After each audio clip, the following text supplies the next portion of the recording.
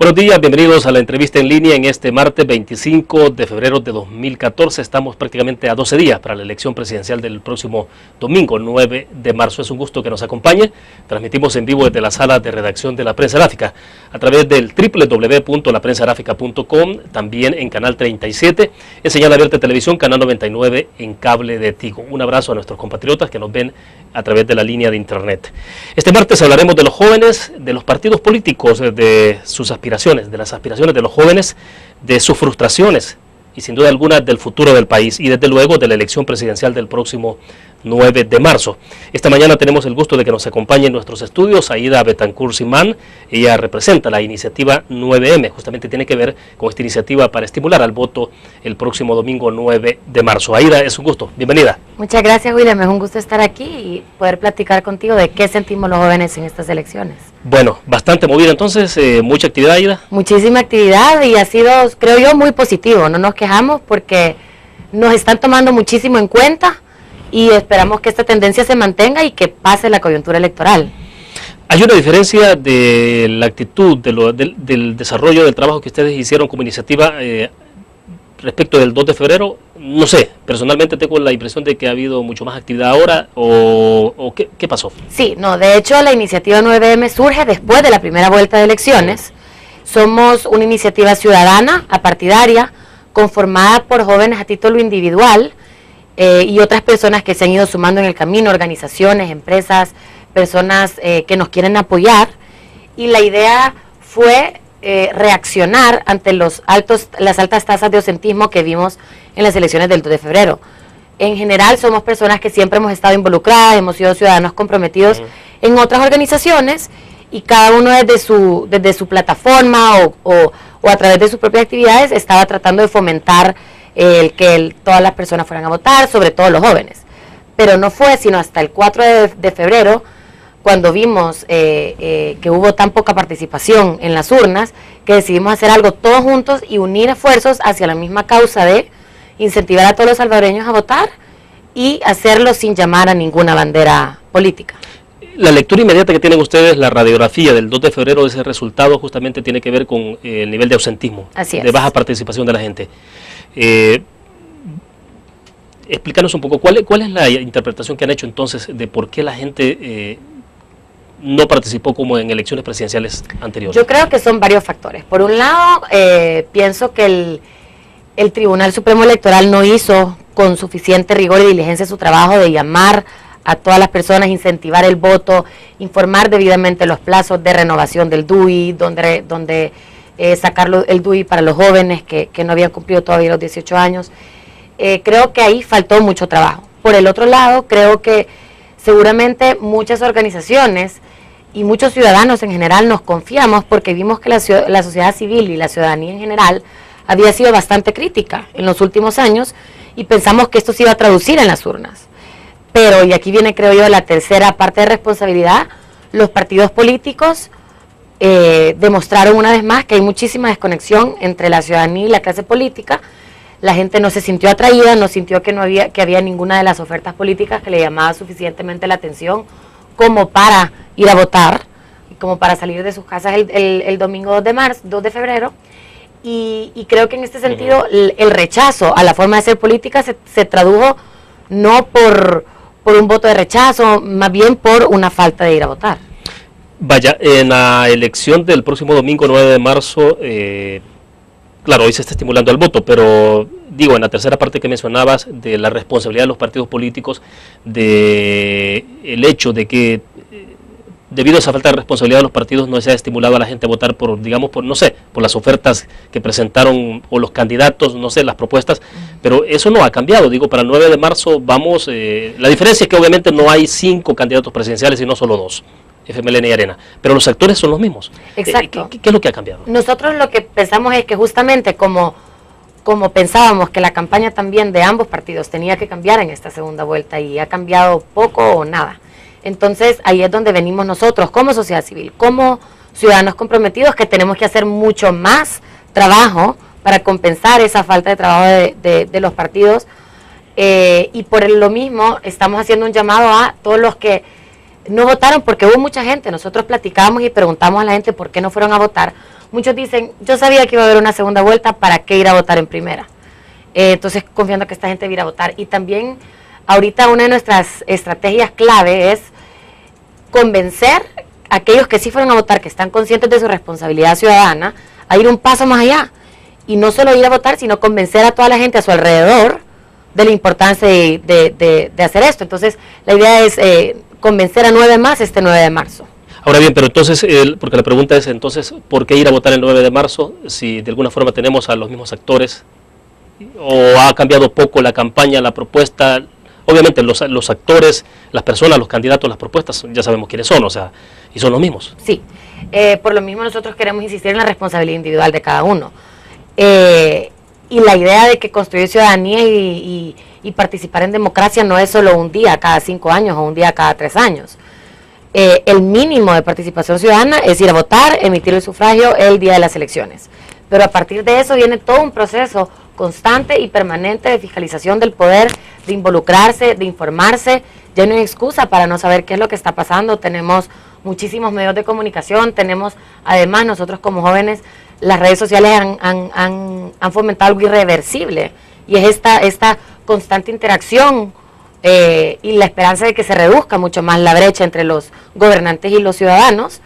Y entonces la idea es esa, decirle e insistir a los ciudadanos, voten, y después de haber votado, la legitimidad para exigir mucho más y seguir cuestionando todo el tiempo. No hay en esa acción del voto, digo, para los que son más escépticos y los que decidieron, por ejemplo, quedarse en casa el día de la elección, cualquiera puede pensar, bueno, pero si me están diciendo que vayan, me invitan a votar, no puede haber de esta forma, yo estoy validando una forma de hacer política. Es decir, y justamente la forma de hacer política, que es la que se está criticando, la que se cuestiona, la que ha desencantado, digamos. No, yo creo que es una posición completamente entendible y que mucha gente comparte, y por eso es mucho más importante que ese rechazo a hacer política, como te decía antes, se traduzca no en apatía y no en ganas de no participar, porque es muy peligroso que los ciudadanos decidan desentenderse completamente de la cosa pública y de pronunciarse sobre cómo se manejan los partidos. Ahorita sí es cierto, la oferta política no es satisfactoria, no nos convence a todos, no tiene a la gente saliendo masivamente a votar, pero eso es lo que tenemos ahora. Y tenemos que tomar una decisión entre las dos ofertas que tenemos, y a partir de una participación permanente, constante, y de involucrarnos mucho más activamente, ir mejorando esa oferta política. Pero a día de hoy eso es lo que tenemos. Bueno, hace algunas semanas atrás, antes de la elección del 2 de febrero, escribí una columna justamente donde el planteamiento que tenía en ese momento, y lo digo ya en términos personales, era un planteamiento de que sigo considerando que es suicida no ir a votar, o sea, pero de eso también hay como ciertas razones o argumentos de las personas que dicen, yo prefiero quedarme en casa, no ir a votar, no fue a votar, o en este momento pueden decidirlo de esa forma. ¿Qué implicaciones tiene eso de decir, cuando una persona decide por esa opción de quedarse en casa, de no acudir a votar? Yo creo que después es mucho más difícil poder involucrarse y poder exigir rendición de cuentas, porque si uno no participa en lo que te decía, que yo creo que es el mínimo de participación ciudadana, luego es muy difícil poder exigir, poder cuestionar, poder preguntar, porque tú no participaste en el proceso electoral. Si las tendencias se mantienen después de lo que vimos en la primera vuelta, el 2 de febrero, en el que un poco más de la mitad de la población fue a votar y digamos, aproximadamente un cuarto de la población va a ser quien eligió al próximo gobierno. Y es una decisión demasiado importante como para dejárselo a los demás y desentenderse completamente del proceso. Nosotros también pensamos que en un día se deciden 5 años y por lo mismo es sumamente importante pronunciarse ese día, que nos toma 5 minutos, aunque no estemos completamente satisfechos de la oferta, y luego los 5 años que vienen, trabajar constantemente, pero requiere mucho esfuerzo, requiere mucho compromiso, y hay poca gente, creo yo, que está dispuesta a hacerlo por la misma apatía que ha generado. Los que más se ausentaron fueron los jóvenes. O sea, sí, yo creo que en todos los sectores hubo ausentismo, claro, pero los jóvenes creo yo que cada vez son más exigentes y son más críticos, justamente porque tienen acceso a más información, han crecido con nuevas herramientas. Por ejemplo, ahora tenemos la solicitud de acceso a la información, que quieras o no, con todas sus limitantes que tiene la ley, nos permiten exigir más rendición de cuentas. Entonces, creo que por lo mismo, si ponemos la barra más alta y estamos más desencantados por lo que vemos. Y por eso es importante que nosotros le hablemos de tú a los jóvenes y les digamos que involucrate, votá y después seguir exigiendo y poco a poco mejoremos la clase política. Ahora bien, ustedes no le están diciendo al joven, en el mensaje que están transfiriendo, no le están diciendo al joven, ustedes le están diciendo vayan a votar, no les están diciendo por quién votar. Así es súper importante para nosotros que para sumar mucha más participación a la iniciativa como tal, tuviéramos gente que seguramente vota por cualquiera de las dos opciones, y eso es súper importante, que haya pluralidad, que sea una iniciativa abierta, que sigamos sumando esfuerzos, pero justamente mantenernos apartidarios, mantenernos, adherirnos al mensaje principal, que es salgan a votar y tomen su propia decisión, pero participen, involúcrense. Y esa creo yo que le ha dado más fortaleza a la iniciativa, porque ha habido gente de distintas opiniones, pero que comparten un mismo objetivo, y creo que eso también da un ejemplo a la clase política de los acuerdos a los que se pueden llegar. O sea, no hay un requisito en términos de participación partidaria, es decir, no, para nada. ¿Con qué partido está? Si el Partido Arena, el FMLN. Justamente no, queremos que se mantenga de ciudadanos. ¿A ustedes como iniciativa como tal no se les vincula al Partido Arena? No. Digo, en el marco de una campaña electoral siempre hay tanta suspicacia, entonces pueden decir, bueno, pero ahí entonces lo que está buscando con el movimiento es respaldar al Partido Arena. Nosotros hemos sido súper claros desde el principio en nuestros mensajes, cada vez que hemos tenido oportunidad de dejar bien claro que cualquiera puede participar en el movimiento siempre y cuando comparta nuestro objetivo de invitar masivamente al voto y no promover ninguna bandera.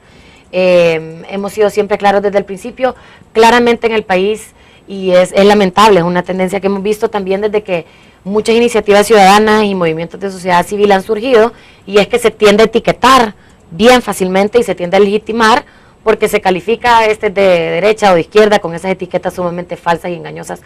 Entonces, es algo que pasa, pero nosotros creo que hemos sido bien claros y lo estamos dejando evidente a través de nuestro mensaje, de nuestras acciones y de las personas que están participando con nosotros. Ahora, cuando iniciamos la entrevista, Aida, mencionabas más o menos 3 factores que crees que de alguna forma incidieron en el hecho de que la población haya decidido quedarse en casa.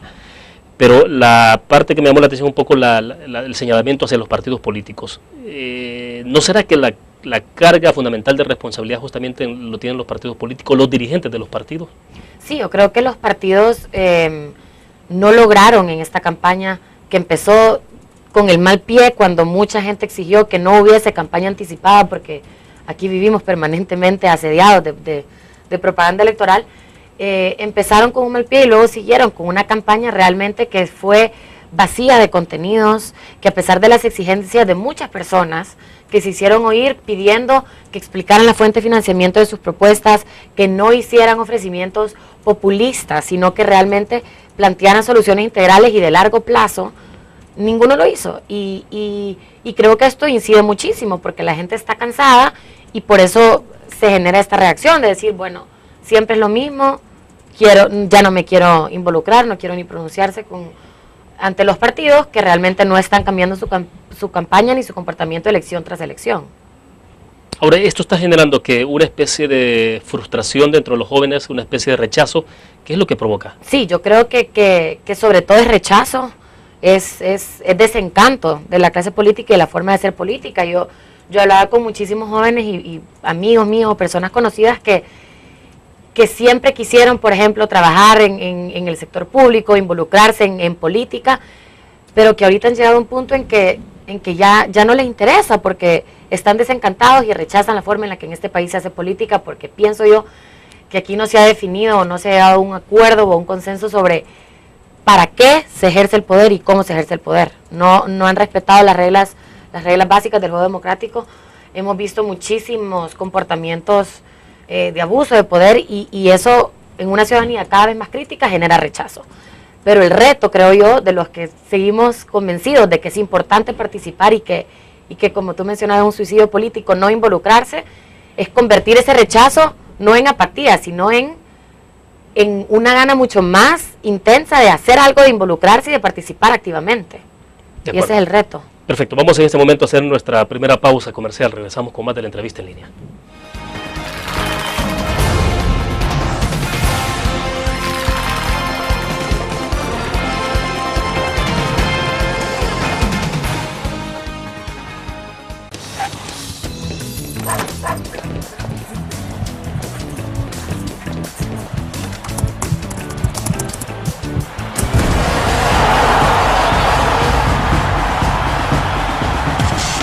pasión del deporte la vives también en elgráfico.com, el sitio deportivo más completo de El Salvador, con la información actualizada y resultados minuto a minuto de los partidos en juego.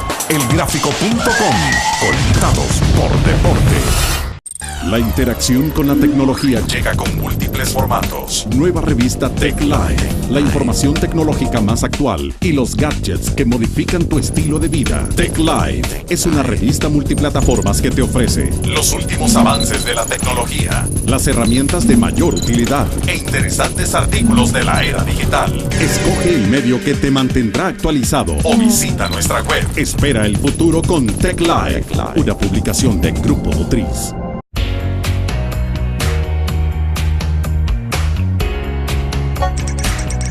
Cada momento, donde quiera que estés, te damos el mejor contenido en diferentes plataformas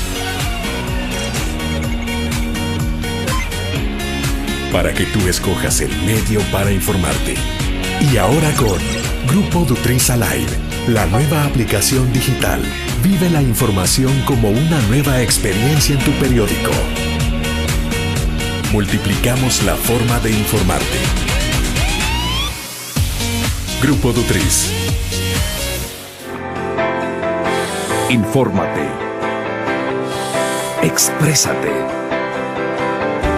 Y disfruta tu música. Punto 105. La radio del joven adulto.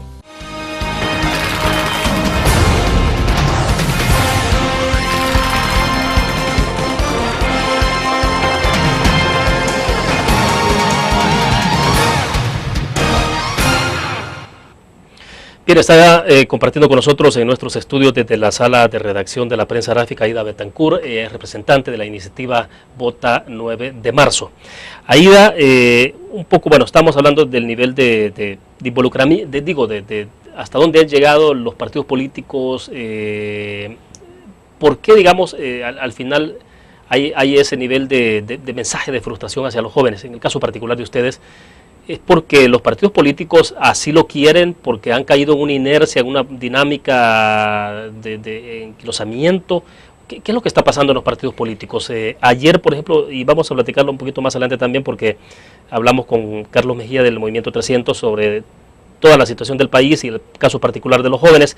Él decía, es que acá no se trata de que los jóvenes necesariamente vayan a tocarle las puertas a los partidos políticos, a los dirigentes de los partidos, sino que los jóvenes tienen que crear iniciativas que permitan construir esa puerta, o sea, ser albañiles, decía. Pero bueno, ese es un tema que lo analizaremos después. El tema entonces es con los partidos políticos. ¿Por qué actúan de esa manera? ¿Se olvidaron de la democracia? ¿Qué es lo que ha pasado? Yo creo, y es lo que te mencionaba antes, que no se ha definido para qué se ejerce el poder. El poder no es un fin último, sino es una herramienta y es el camino para llegar, para construir un mejor país. Y aquí ha faltado eso, ha faltado visión de país. Con cada gobierno han sido planes diferentes, políticas públicas diferentes. No hay ninguna continuidad en los planes que sí funcionan. No se han definido áreas prioritarias donde se pueden generar consensos mínimos entre cualquier clase política o cualquier partido político.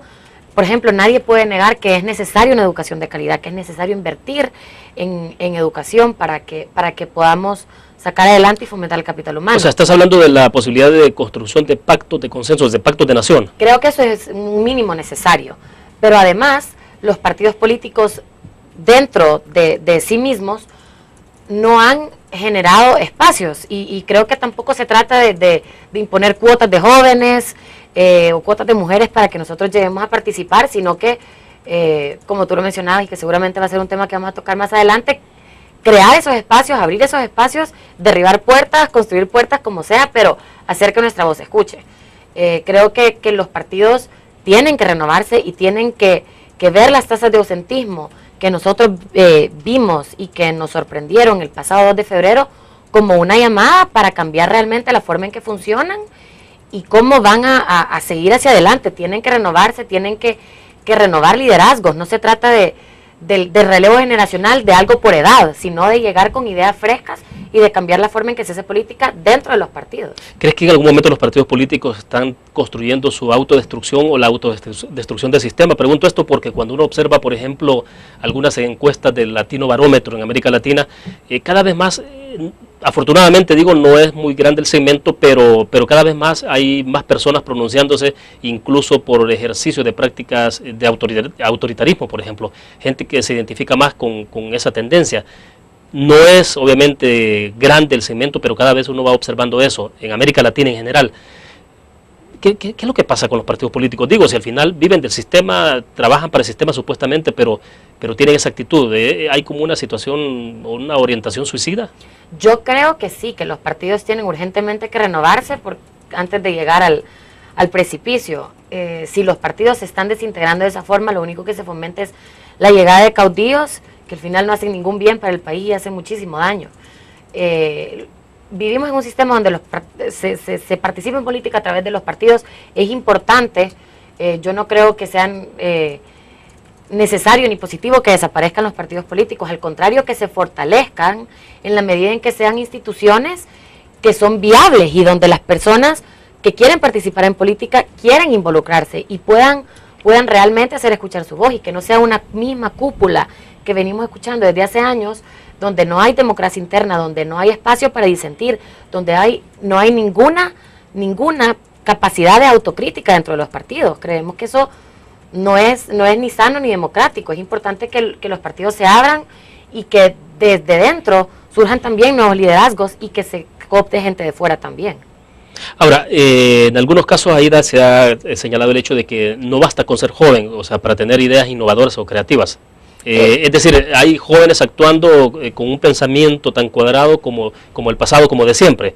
Y hay viejos, digo en términos, no quiero ser peyorativo, pero hay viejos o habemos viejos que podemos tener quizás un pensamiento más de avanzada. De acuerdo. Entonces, ¿cómo trabajar en esa parte? Por eso mismo yo creo que no es ventajoso imponer cuotas por edad o hablar del relevo generacional simplemente por algo de edad. Yo creo que la edad es algo que pasa y es algo que por casualidad yo ahorita soy joven en este momento de la historia de mi país, pero el compromiso, el querer hacer que la política se transforme, el renovar la forma de hacer política y transformarla en algo que sea a base de transparencia, que sea a base de honestidad, que sea política que se hace con principios, que se fomente la meritocracia. Eso no es cuestión de edad, es cuestión de convicción.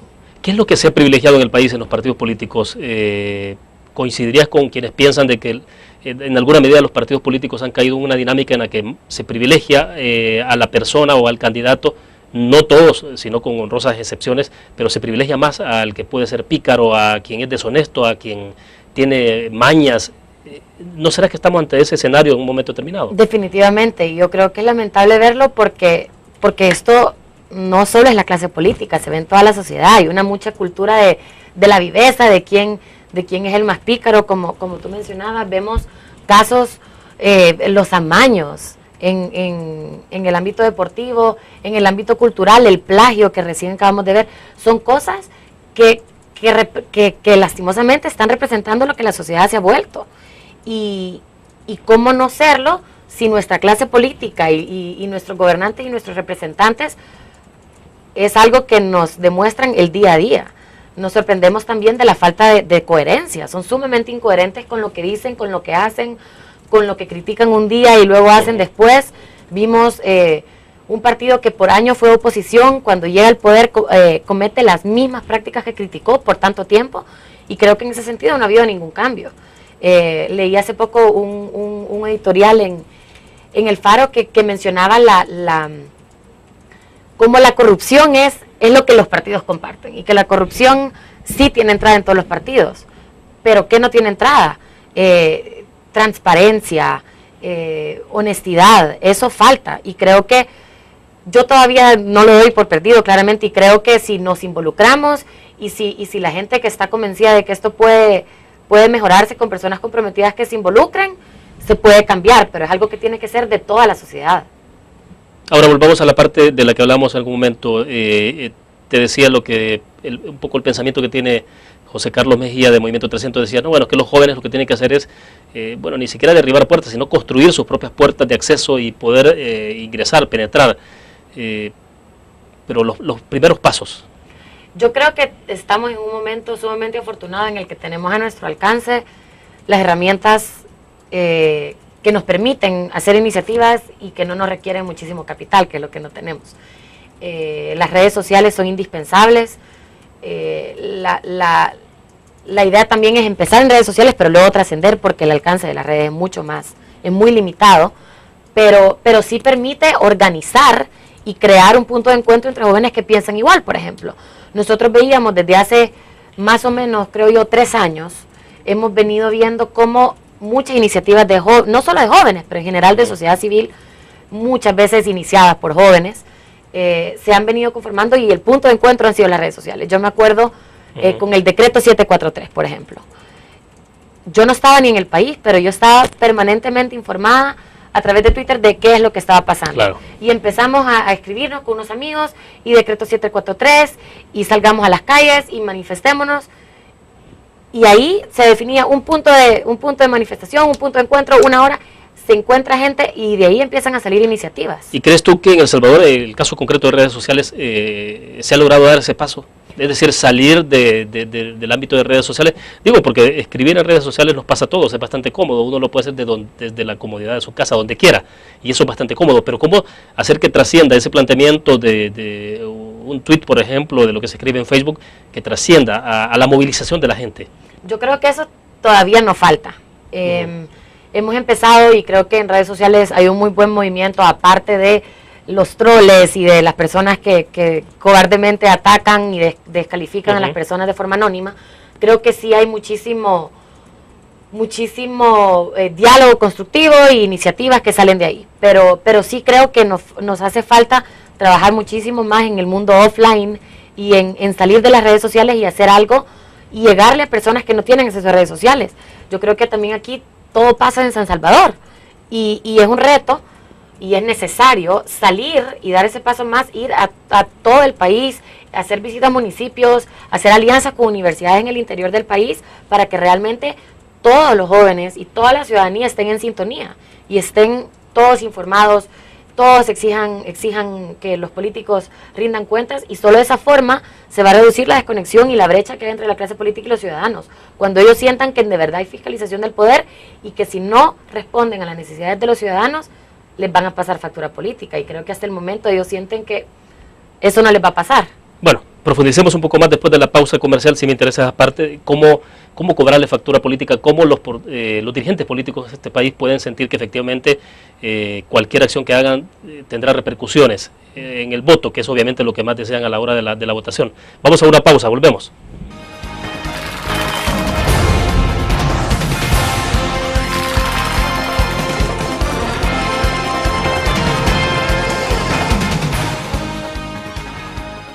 Un graficionado no olvida la historia, y aunque perdió una y otra vez, no perdió el orgullo. El graficionado se levantó entonando su grito de batalla, respirando gritos de gol y celebrando las épicas victorias. Un graficionado cree en la magia de la camiseta y mantiene viva la ola de fe, porque el graficionado sueña con volver a un mundial. El gráfico lo hacemos por deporte. En la UFG, el futuro cambia y evoluciona con cada paso que das.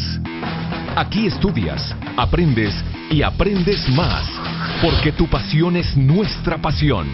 Y junto con nuestra formación académica, tecnología y herramientas, encontrarás lo necesario para el pleno desarrollo de tu potencial y poder convertirte en un auténtico líder.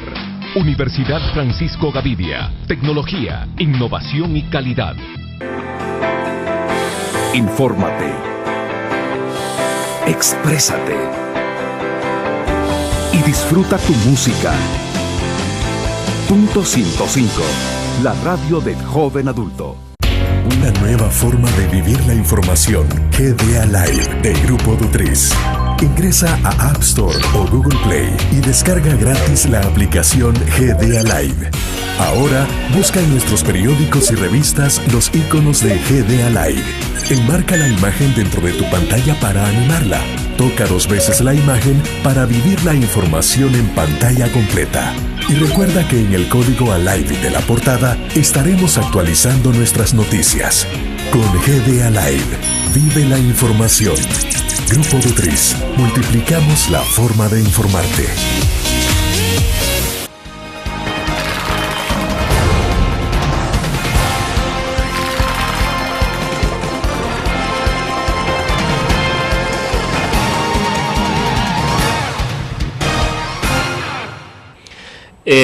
Aida, en Twitter hay algunas preguntas. Hay algo que pregunté antes, no había leído el tweet de Cristina López. Ella está preguntando por qué votar el 9M si son las mismas opciones que del 2F. ¿Por qué si no vota hoy se va a desentender después? Ese es un planteamiento. El otro es Eduardo Cader. Bueno, Eduardo Cader dice ahí desde la nueva generación de políticos jóvenes que están sorprendiendo a entendidos. Pero bueno, hay 2 consideraciones ahí. ¿Qué opinas de lo primero? Te había preguntado antes, pero reitero la pregunta que está haciendo Cristina López. Yo creo que son las mismas razones por las cuales el 2 de febrero había que votar y el 9 de marzo hay que volver a hacerlo. Y es que es el mínimo de participación democrática y luego no hay que quejarse y tener la legitimidad para seguir exigiendo. Es como si tú vas a cenar con tu familia y entonces deciden si quieren ir a comer pizza o pollo y tú no te pronuncias. Después es más difícil que te quejes si te llevaron a comer pizza, si tú ni siquiera te pronunciaste de qué es realmente lo que tú querías. Entonces, yo creo que en este sentido es súper importante que todo el mundo se pronuncie, pero como te decía, este es solo un momento, cada 5 años o cada 3 años, y que realmente la ciudadanía se construye el resto del periodo del gobierno que tú elegiste o no elegiste, pero que así tuviste la legitimidad de criticar y de exigirle. Ahora, retomando un poco lo de la trascendencia, el tema de las redes sociales, ha ido madurando la sociedad en este país en términos del debate que se generaba antes, era muy privado al nivel de los medios de comunicación, ahora en redes sociales. ¿Se ha madurado mucho? ¿Crees tú que hay otro nivel de conciencia? Redes sociales ha marcado un antes, un después. Decías en el corte comercial, en el antes y después, por ejemplo, de lo que pasó con el 743, que uno lo experimentó, digamos, mucha discusión abierta en redes sociales, y eso sí se transfirió de alguna forma a la acción a la calle. Sí, yo creo que hay un antes y un después del 743 en cuanto a organizaciones de sociedad civil, en cuanto a conciencia ciudadana y vigilancia de todos los salvadoreños en cuanto a lo que está pasando. Pero creo que, como lo mencionábamos antes, es importante que se acelere el proceso y que se salga de las redes sociales. Importante que nos tomemos las calles de forma pacífica, pero que salgamos a manifestar, y esto no se ve. Vemos como en otros países del mundo muchísimos jóvenes que ahora son mucho más críticos y más exigentes a la hora de exigir al poder que responda a sus necesidades y que ven muchísimas carencias en la sociedad, se pronuncian y salen a las calles, y creo que eso aquí nos falta. Y es necesario que se salga de redes sociales y que se participe en la calle, porque justamente jalás a muchas más personas que en redes sociales no necesariamente participan. Ahora, quiero volver en el tema de los partidos políticos. O sea, veníamos hablando en el segmento anterior, por ejemplo, y te preguntaba por qué los partidos políticos pueden tener una actitud que puede ser hasta suicida, de saber perfectamente hacia dónde están caminando, a pesar de que saben que la mejor forma de poder sobrevivir es en un país en democracia. Pero ¿por qué esa cerrazón? Entonces, ¿en qué momento se rompe? ¿Cómo romper, digamos, si los partidos políticos tampoco están abriendo las puertas? Yo creo que por un lado es importante que haya un fuerte contrapeso en la sociedad civil y que haya una sociedad civil sumamente informada, exigente, responsable, fiscalizadora. Creo que es bien importante que haya gente y que haya liderazgos ciudadanos que se hagan oír y que estén pendientes, gane quien gane, en este caso el 9 de marzo, que desde el 10 de marzo empiecen a exigir y que los mantengan y les recuerden constantemente cuáles fueron las promesas de campaña, cuáles fueron las propuestas y que se cumplan. Pero por otro lado, creo que sí es importante que también haya renovación de liderazgos dentro de los partidos políticos. Creo que los partidos serían muy ciegos en no interpretar los mensajes que se han transmitido en estas elecciones como un rechazo a la forma en la que ellos están manejando las cosas y que se están manejando internamente. Creo que los partidos tendrían que tener bien claro que es urgente que haya una renovación, que es urgente que abran las puertas y a muchas personas atreverse a dar ese paso, porque hay mucha gente que quiere pero no le convence y tiene miedo, pero creo que hay que lanzarse, involucrarse tanto fuera como dentro de los partidos políticos, y los partidos tienen urgentemente que abrir esos espacios. Ahora, esto implica introducir una fuerte dosis de democracia interna, es decir, los partidos políticos que interioricen el concepto de democracia. En el país, Aidán, no hay ningún partido político que elija a sus candidatos a la presidencia por verdaderas elecciones primarias, es decir, en el pasado hubo algunos remedos de primarias, pero no hay ese ejercicio. O sea, al final de cuentas, la decisión de colocar candidatos a diputados, a alcaldes, a la presidencia, como decimos en buen salvadoreño, es de dedazo. Sí. Habrá que cambiar esa forma, o sea. Yo pienso que sí, y que esa puede ser una de las causas de los ciudadanos fuera de los partidos, que exijan que dentro de los partidos haya esta transformación y un poco una nueva reestructuración que se haga dentro del marco de unos principios mucho más claros de transparencia y democracia interna dentro de los partidos. Y dentro de los partidos, los nuevos liderazgos, jóvenes o mayores, que tienen ideas frescas, que tienen que exigirlo y tienen que impulsar estas reformas dentro de los partidos políticos. Y creo que a pesar de que se aprobó la ley de partidos políticos, hay muchas deficiencias dentro de la ley que deberían de fortalecerse, y ahí es donde organizaciones, academia, ciudadanos comprometidos tienen que estar exigiéndolo. Me interesó una parte en la que planteabas el hecho de cómo después del 10 de marzo hay que dar otro paso. Es decir, en el caso de ustedes, la iniciativa de voto del 9 de marzo no termina el 9 de marzo entonces. O sea, tendríamos que asumir que ustedes van a seguir trabajando ya en la parte que tiene que ver con la exigencia del cumplimiento de las ofertas electorales, por ejemplo. ¿Harán un esfuerzo ustedes que les permita tener esa guía que han dado los partidos políticos que tiene que ver con el programa de gobierno, por ejemplo? Nosotros por el momento queremos concentrarnos en que el 9 de marzo haya tasas históricas de participación, y ese es nuestro objetivo por el momento.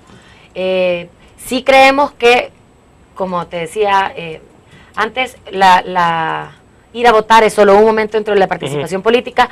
Las personas que estamos dentro de 9M también tenemos nuestras propias plataformas, organizaciones, movimientos que de su propia, a través de sus propias herramientas están tratando de incidir y de fomentar esa participación permanente.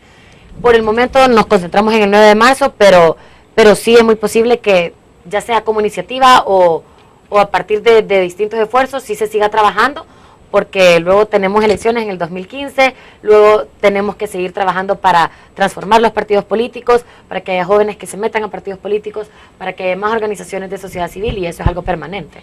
Personalmente, si te ves haciendo política partidaria. Por el momento yo creo que quisiera concentrarme en el trabajo de sociedad civil, claro. Que es algo ¿A futuro? En el que yo me siento cómoda. A futuro no lo descartaría, pero no lo veo cerca todavía. Hay diferentes formas de tener incidencia, no necesariamente dentro de un partido político. Así es, y definitivamente creo que es sumamente necesario y legítimo ambas trincheras. Dentro y fuera de los partidos políticos es necesario que haya gente comprometida, jóvenes, adultos, que realmente quieren cambiar las cosas. Ahora, ¿cómo ves en términos de desarrollo y evolución de la democracia en El Salvador? Bueno, yo creo que tenemos ahorita una sociedad que, a mi sorpresa, está muy polarizada, pero es a nivel de los ciudadanos. Yo creo que, no sé si ha sido esta campaña, no sé si ha sido también el discurso del Ejecutivo, pero se ha fomentado muchísimo el resentimiento, la división. Leí hace poco esta columna titulada Intolerancia, Carlos Dada, y hablaba de que en un país del ellos y el nosotros no se puede construir nación, y es eso. Yo siento que ahorita esa polarización, esa división, hay muchísimo odio. Creo que también en las campañas esto se fomenta muchísimo, pero hemos regresado a un discurso de miedo, de oposición radical, y creo que eso es muy peligroso. Bueno, pero un país planteado en esos términos no tiene futuro.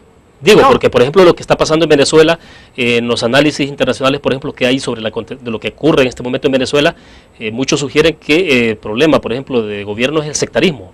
O sea, y un poco eso es lo que puede estar privando, o sea, el sectarismo. Sí, yo creo que si se fomenta esa sociedad de opuestos es sumamente nocivo para la democracia. Lo que hay que buscar ahorita, y el reto es encontrar los puntos en común que compartimos todas las personas. Todas estamos de acuerdo que... ¿Crees tú que estamos a tiempo? Sí, definitivamente. Yo creo que esto tiene que ser un llamado de atención y decir, hay que revertir esto y bueno, el discurso de los partidos puede que siga siendo el mismo, porque a ellos les interesa en campaña generar división, que es lo que han estado haciendo, pero la idea es que tanto los partidos se renueven y cambien su discurso, como los ciudadanos activamente nos involucremos. Yo creo que no se trata tampoco de echarle toda la culpa a los partidos, mucha culpa tenemos nosotros si no nos involucramos y si no asumimos nuestra responsabilidad de construir país desde la sociedad civil. Claro. Entonces, por eso creo que es sumamente importante encontrar esos acuerdos mínimos, exigirle a sea quien sea que gane el próximo 9 de marzo, que se comprometa a 3 puntos: el respeto de la Sala de lo Constitucional, la promoción de la transparencia, que a pesar de que hay una ley, tiene muchísimo que mejorar. Hemos visto muchísimas amenazas y intentos de ponerle trabas a la apertura al acceso a la información, a la transparencia, el respeto a la Constitución y a la institucionalidad, a la legalidad, el respeto a las reglas del juego democrático. Creo que los partidos tienen que sentarse, tienen que incluir a todos los sectores del país, a todos los actores importantes, y escuchar cuáles son las necesidades, incluir sus exigencias y encontrar ese acuerdo mínimo, ese mínimo de compromisos de país que tiene que construir un plan de nación para poder seguir, porque el cortoplacismo en políticas públicas que hemos estado viendo desde siempre no nos va a hacer avanzar como país. Bueno, no vimos, por ejemplo, el plan 2021 en el tema educativo, o sea, finalmente se desarmó. O sea, cualquier plan que se plantea a 15, 20 años no tiene futuro, porque se ve para 5 años, ¿no? Así es, siempre es, los nuevos gobiernos llegan y quieren hacer algo en 5 años. En 5 años es bien difícil hacer algo, mientras que si se construye una ruta y los partidos, independientemente de cuál sea el color que lleguen, están de acuerdo en que esa es la forma que se va a mejorar este país, adhieren a ese plan, otro escenario estaríamos viendo ahorita. ¿Y ves a una sociedad mucho más interesada hoy tratando de imponer otras condiciones, otras reglas del juego a los partidos políticos, de tratar de reenrumbarlo, digamos? Creo que sí, que hay voces que se están haciendo oír, que hay muchas organizaciones que están surgiendo. Como te decía, creo que es importante dar un paso más adelante, salir de nuestro círculo de comodidad y ser mucho más abiertos, ser mucho más inclusivos, encontrar esos puntos comunes. Creo que sí es importante, que vamos en buen camino, pero que tienen que fortalecerse estos grupos de presión. Y volviendo entonces, el país tiene serios problemas fiscales. Tiene una situación de economía que no crece al ritmo que debería para poder tener recursos, combatir la pobreza, la situación de inseguridad también que golpea. Un partido político por sí solo que llegue al poder, ¿podrá o no con todo lo que tiene adelante? No, entonces, ¿cuál es el papel de la sociedad? Creo que difícilmente un partido o un gobierno va a cambiar las cosas solo. Creo que por eso es importante que se sienten con la oposición, que tiene que ser una oposición constructiva y no bloquear cualquier iniciativa que venga, por ejemplo, del gobierno simplemente porque son contrincantes políticos, sino realmente... Bueno, acá en el país no se han visto los partidos políticos como adversarios, sino como enemigos. A veces esa impresión la creo que sí, justamente, y creo que eso es algo que hay que cambiar. Al final de cuentas, cómo y para qué se ejerce el poder tiene que ser en pro del país, no en pro de que un mismo grupo de personas o una cúpula partidaria lo mantenga. Como te decía, el poder no es un fin último, sino que es una herramienta. Entonces, es importante que se sienten todos los sectores, que se involucre mucho más el sector privado para construir un mejor país, que también sea algo constructivo y algo que aporte. El Consejo Económico Social, por ejemplo, tendría que tener un rol importante, constructivo, propositivo. La sociedad civil, por su lado, salir y hacer manifestaciones pacíficas y hacerse oír fuera de redes sociales o simplemente en momentos donde la coyuntura lo requiere, sino que la exigencia de la sociedad civil que sea algo estructural y permanente, no reactivo. ¿Qué hemos tenido hasta ahora? ¿Ha habido demasiado egoísmo desde quienes gobiernan este país? Porque bueno, democracia es difícil que un país se pueda explicar demasiado en términos teóricos si eso no se traduce en términos prácticos, por ejemplo, en la condición de vida de la gente. O sea, cualquiera puede decir, bueno, ¿de qué me sirve la democracia si yo tengo hambre, si no tengo empleo? Pero ¿ha habido mucho egoísmo, pregunto? Yo creo que ha habido ceguera y cortoplacismo. Yo creo que los gobiernos han pensado la mayoría de su tiempo, porque tampoco se vale generalizar, pero en la mayoría de su tiempo sí han visto qué van a lograr ellos en los próximos 5 años. Se ha promovido muchísimo el clientelismo, el favorecer a las mismas personas alrededor suyo. Ha habido muy poca meritocracia. Realmente ha sido siempre las mismas personas que están y que se favorecen del poder, y creo que justamente hay que generar muchísimas oportunidades para que todas las personas tengan igual acceso a posibilidades de superación. Veíamos el IDH publicado recientemente, hemos progresado muy poco en este país, y se debe justamente a eso, al que los partidos se ven como enemigos, a que hay muchísimo cortoplacismo y que no ha habido nunca una visión de país. Bueno, perfecto, nos quedan todavía algunos minutos, vamos a hacer una última pausa comercial y regresamos.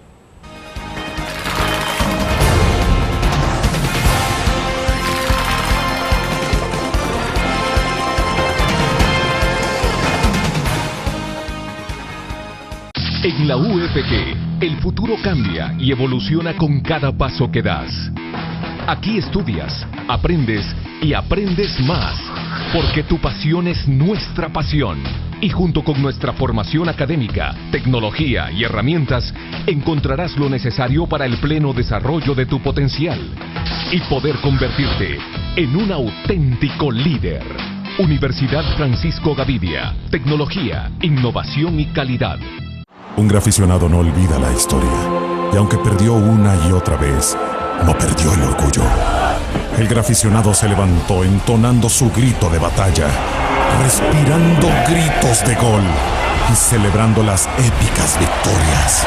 Un graficionado cree en la magia de la camiseta y mantiene viva la ola de fe, porque el graficionado sueña con volver a un mundial. El gráfico lo hacemos por deporte. Infórmate. Exprésate. Y disfruta tu música. Punto 105. La radio del joven adulto. Cada momento, donde quiera que estés, te damos el mejor contenido en diferentes plataformas, para que tú escojas el medio para informarte. Y ahora con Grupo Dutrisa Live, la nueva aplicación digital. Vive la información como una nueva experiencia. Multiplicamos la forma de informarte. Grupo Dutris.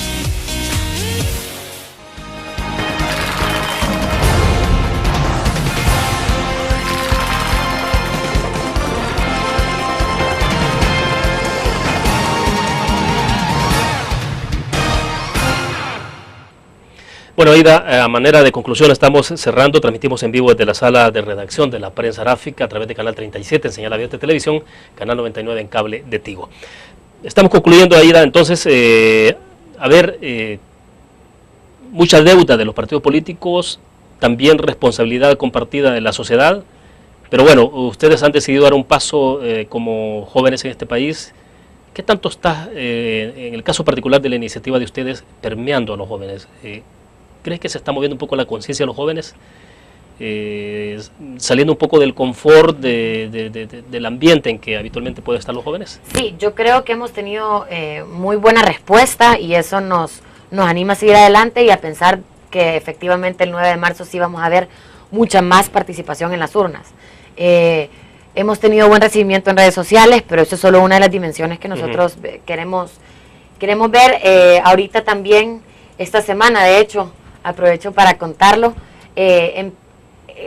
instalamos kioscos que se llaman Así se vota en alrededor de 20 centros comerciales, y la idea es estar ahí, tener jóvenes que van a estar informando, todos los que quieran acercarse, darle más informaciones, insistir sobre la renovación del DUI, dónde ir a votar, cómo votar. Entonces creemos que esto también ha tenido por el momento buena afluencia de gente que está interesada, y esperamos que esto realmente se traduzca en... O sea, educación cívica. Así es, y creemos que bueno, hemos surgido nosotros porque reaccionamos ante las tasas de ausentismo, pero como te mencionaba antes, creo que es importante que no necesariamente 9M, sino en general cualquier iniciativa, cualquier movimiento, cualquier grupo u organización de sociedad civil, de jóvenes, de adultos, de lo que sea constante, permanente, proactivo y no simplemente reactivo. Ahora, quiero reiterar siempre sobre un punto que me parece relevante, y es entonces, lo comentaste ya un par de veces sin duda alguna, y es votar para que el 9 de marzo, pero que viene después. Es decir, porque la gente cree entonces de que, bueno, este es un compromiso cada 3 años, cada 5 años, y luego simplemente ya solo viendo a los partidos políticos haciendo lo que les da la gana, a los diputados, al presidente, entonces, pero ¿cómo hacer entonces, insisto, para ir más allá? De tal manera que los partidos políticos sientan de que no es un cheque en blanco que se les está dando. Porque eso es lo que ocurre, ¿no? Habitualmente que, bueno, tengo un cheque en blanco, gané con la mayoría de votos, o quizás con el 60, el 70%, pero el tema es... no hay cheques en blancos, ¿o sí? No, es súper importante transmitir ese mensaje. Lo más difícil y lo más importante viene después de las elecciones. El 10 de marzo se siembra la semillita, pero hay que estarla regando y hay que estarla cuidando permanentemente. Entonces la idea es esa, que todos estemos conscientes de que la fiscalización del poder se hace todos los días, se hace de forma permanente. Y justamente lo que mencionábamos antes, pasarle la factura a los partidos políticos que no cumplan. ¿Cómo hacer eso? Haciendo manifestaciones pacíficas. Yo insisto sobre la importancia de tomarse las calles. En este país no tenemos realmente esa cultura de salir a marchar y llegar y hacer nuestras exigencias y nuestras reivindicaciones, siempre de forma pacífica, por supuesto, pero creo que esa es una de las formas en las que se puede hacer y hacer sentir la voz. Porque si uno... desde la comodidad de su hogar le da retweet o le escribe a la asamblea o a presidencia o a algún diputado quejándose o criticando, eso no trasciende y no se ve y no hay visibilidad de las protestas ciudadanas. Eso se tiene que pasar al plano de offline y realmente hacer incidencia día con día. Tomarse las calles, bueno, del pasado uno observaba más... cualquier movimiento de oposición política partidaria, cualquier movimiento, pero más identificado con la izquierda, la derecha en términos generales, uno la ha visto más replegada. Es decir, no ha sido habitual en este país ver protestas o exigencias de la derecha, digo, si queremos utilizarlo en esos términos, pero de la sociedad en general. ¿Por qué solo ciertos sectores han estado presentes ahí? Sí, yo creo que culturalmente es algo que se ha visto, pero nadie tiene el monopolio de las calles. Yo creo que justamente como sociedad civil que está despertando para que realmente maduremos en este proceso democrático y que realmente se tomen en cuenta las distintas voces de los ciudadanos, tiene que salir a los espacios públicos y tomarse los espacios públicos. Aquí hay poca gente que está en las plazas, en los parques, en las calles, a veces por cuestiones de inseguridad, que la gente no se siente cómoda de ir a hacer manifestaciones pacíficas porque siente que algo le puede pasar, pero la idea es que poco a poco se vaya fomentando hasta que esto se vuelva una práctica normal, generalizada y que esté al acceso de todos. Es algo que todos compartimos, que es de todos y que no puede ser el monopolio para usar estas etiquetas izquierda o derecha o cualquier grupo que usualmente se lo ha atribuido. Ahora, pero todas las organizaciones, las iniciativas que hay, la de ustedes y otras tantas que hay en el país, tienen que guardar mucho cuidado, mucha distancia de no ser instrumentalizados. O sea, porque la experiencia en el pasado un poco ha sido esa, ¿no? O sea, terminar siendo instrumentos de. Así es, tanto como gente que te descalifica o que te legitima porque te quiere atribuir una etiqueta, como ciertamente partidos políticos que quieren subirse a estas iniciativas y aprovechar que son iniciativas ciudadanas y que por lo mismo tienen probablemente más fuerza y más legitimidad porque son de ciudadanos con distintas opiniones que comparten un punto común o un objetivo común. Entonces creo que sí, es súper importante y esto es algo que se tiene que ir construyendo, el que estas iniciativas se mantengan ciudadanas para realmente lograr el objetivo que se propusieron, porque si cada quien tiene zapatero a tus zapatos, los partidos políticos tienen un trabajo que hacer, la sociedad civil tiene un trabajo que hacer, pero esto tiene que hacerse de forma transparente y las iniciativas ciudadanas que son iniciativas ciudadanas tienen que mantenerse como tal. Ahora, para hacer democracia, para hacer participación, digamos, para participar de la política y todo esto, no necesariamente hay que ser diputado, alcalde o el presidente de un país. O sea, la sociedad ha madurado para entender justamente eso de que se puede tener incidencia en otros niveles. Sí, yo creo que como te decía, ahí vamos, pero que hay que acelerarlo y hacer que este proceso madure a través de mucha más participación. La ciudadanía se construye de todos lados y la política se hace también desde distintas trincheras. Los partidos son necesarios, la sociedad civil es necesaria, los insumos de la academia también son necesarios y es importante que los estudiantes, los adultos, todo el mundo se involucre activamente, porque como decíamos antes, esa es la forma de que todos los sectores estén representados y todas las voces se escuchen. Una interrogante, ¿la iniciativa de ustedes se ha coordinado con Tribunal Supremo Electoral o lo están haciendo ustedes todo este esfuerzo de incentivo al voto de manera muy independiente? Sí, nosotros, ¿o hay alguna vinculación? No, hemos querido mantenernos independientes, surgimos el 4 de febrero y la idea ha sido ir acumulando esfuerzos poco a poco de personas que han ido sumándose, que han ido contribuyendo, que han querido aportar. Todos somos ciudadanos que voluntariamente estamos haciendo este trabajo porque creemos que es necesario que haya mucha más participación para darle más legitimidad al proceso electoral y a los resultados de este proceso, pero sí nos hemos mantenido ciudadanos y apartidarios. ¿No se están quedando mucho con el trabajo territorial, digamos, en San Salvador, la capital? No, nosotros... ¿Están yendo al interior? Sí, y también tenemos como asociados universidades en el interior del país. De hecho, esta semana, el fin de semana, vamos a estar haciendo actividades con aliados en las universidades y en centros comerciales, como te mencionaba, más de 20 alrededor del país, porque creemos que si se queda aquí no es suficiente, hay que realmente salir y acercarse a las personas si ellas no se acercan a ti. ¿Con los partidos políticos qué tipo de relación es la que tienen?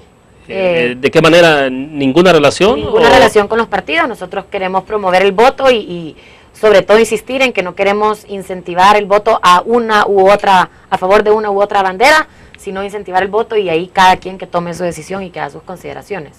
Y con los partidos, ninguna relación. Cuando hacen la orientación al voto, es estrictamente a cómo votar, no por quién votar. No, a cómo votar. De hecho hay una papeleta con 2 espacios en blanco, solo para que sepan cómo se marca la bandera, etcétera, pero ninguna relación en absoluto con los partidos políticos y queremos mantenernos así y lo hemos logrado. Bueno, para concluir entonces, ¿sí esperas que haya más participación el 9 de marzo? Sí, definitivamente espero que haya más participación, que la gente se involucre más y como te decía, el 9 de marzo es solo un momento, ciudadanía y política se hacen todos los días y todo el mundo tiene que involucrarse activamente. Bueno, se nos ha agotado el tiempo. Aida, te agradecemos infinitamente que hayas participado con nosotros. Muchísimas gracias por la invitación. Esperamos contar contigo para el 9 de marzo. Ojalá que tengas espacio para el programa especial que tendremos de todo el día de cobertura desde la prensa gráfica. Perfecto, será un gusto estar ahí. Gracias. Bueno, perfecto. Terminamos de esta manera la entrevista en línea. Agradecemos a quienes nos acompañaron a través del www.laprensagráfica.com, canal 37, en señal abierta de televisión, canal 99 en cable de Tigo. Mañana estará con nosotros en nuestros estudios a las 7 de la mañana Gerardo Cáceres. Él representa un movimiento que sí es estrictamente partidario, de respaldo a la candidatura del FMLN. Hablaremos entonces con este reconocido empresario Gerardo Cáceres. Nos vemos mañana a 7 en punto, 6:45, el noticiero de la prensa gráfica.